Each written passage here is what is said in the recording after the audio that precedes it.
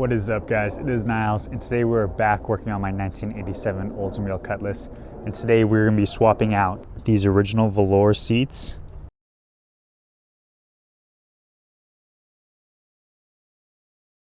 for these leather seats.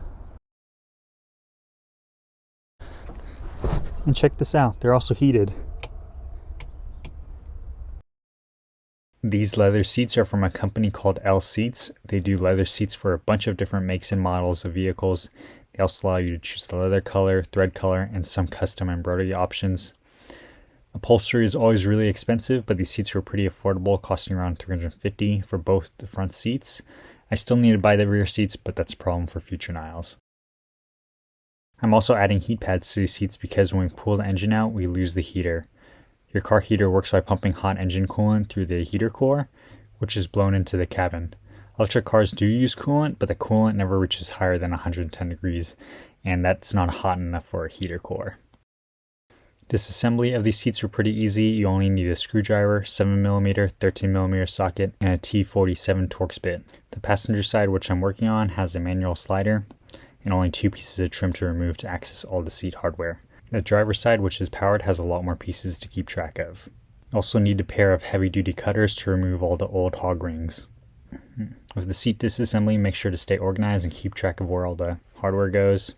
I also did end up finding lots of lost change and came up with 60 cents, so this car project is paying for itself.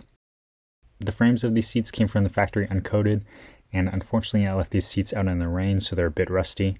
I sanded down the rust, and I'm using a coating called Pour 15 to protect the seats from any future moisture.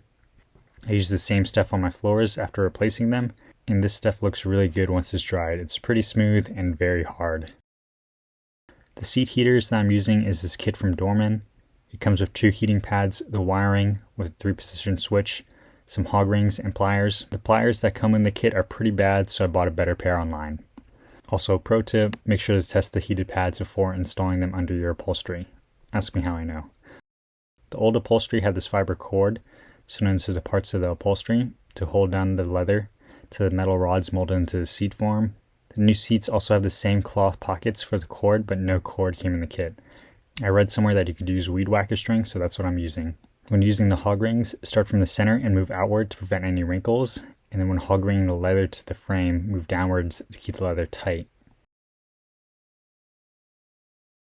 The seats look pretty good. There's some slight wrinkles, but hopefully after a few hot days in the car, the leather will shrink. When cutting the leather for the bolt holes, I can feel the location of the larger holes. But a trick that I should have done for the smaller ones is put the screws in before upholstery so that I can feel them through the leather. Assembly went pretty smooth. I just have to be careful around the new leather and the wiring for the heat pads.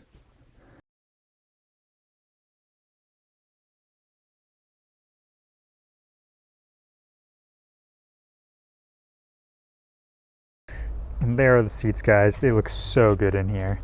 And right here, I just made a quick temporary bracket to hold the switches.